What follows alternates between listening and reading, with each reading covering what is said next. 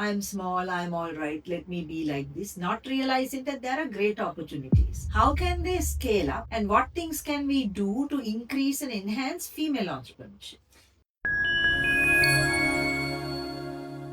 Hello everyone. Today with us Dr. Samantha Ratnayaka, Senior Faculty Member, Postgraduate Institute of Management, Sri Chaivadanapura University, and he is here with us today to share his insights on very relevant areas. We are going to ask him about entrepreneurship. Welcome, Dr. Ratnayaka. Thank you for having me. When it comes to, we work with a lot of female entrepreneurs, and I'm now going into the territory of the female entrepreneurs, where we find that they find themselves limited because sometimes they don't know how to scale up, and sometimes they feel, I'm small, I'm all right, let me be like this, not realizing that there are great opportunities. How can they scale up, and what things can we do to increase and enhance female entrepreneurship? I think you are opening up a fascinating area. So that is very close to my heart. Because last couple of years, I have been closely working with diverse and multiple entrepreneurs, particularly at the national level through some awards and assessing them and engaging with them. Particularly getting into this domain of women entrepreneurship,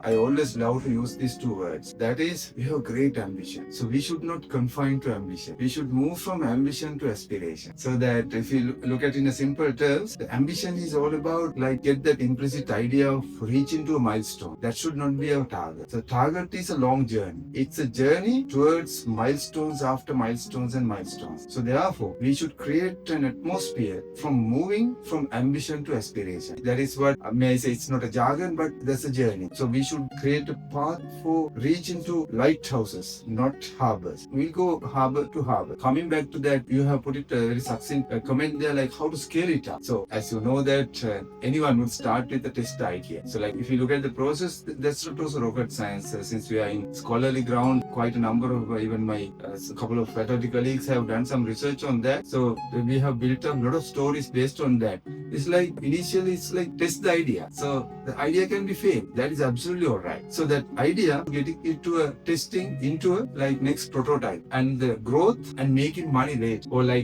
sometimes we may get slightly confused of should we test straight away and go for profit. I think that is where the research also indicates that clearly this, even though it's not conceptually very much sequential, we should have a decent idea about, let's start, test the idea and get it to grow the business, make it profit, and get the business to the next level. So it's a journey. So let's go from ambition to aspiration. That's how my take on that, Naomi. That's a great response. But also, just touching on that is when female entrepreneur builds the business, and we mentioned scaling up, you scale up the business. What beyond that? What can they do? Can they be mentors? Can they touch others' lives with their experiences? Which I think they can. What about your take, Dr. Samantha? I think that's a fascinating area. But imagine, forget for a while a male or female entrepreneur. So we used to say that outside in perspective is always important, because in the name of business, in the name of growing and developing an institution, is all about whether we are going from our inside out approach or outside in approach. So that inside out means we have great idea, we have great inspiration, so we want to put it there. But sometimes there is a myth or kind of a myopic view that we have been embedded over the years. Look, I have my idea, let me go and drive it.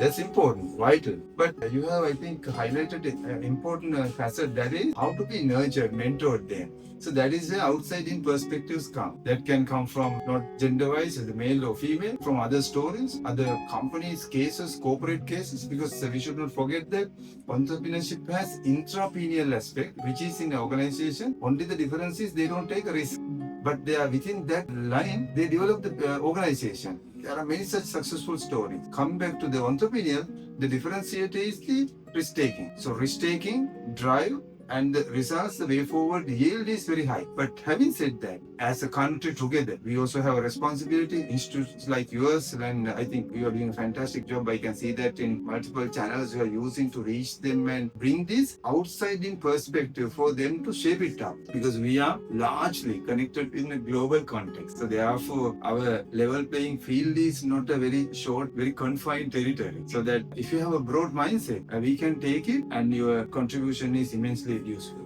Thank you for those insights, Dr. Samantha. And we thank you for being with us today.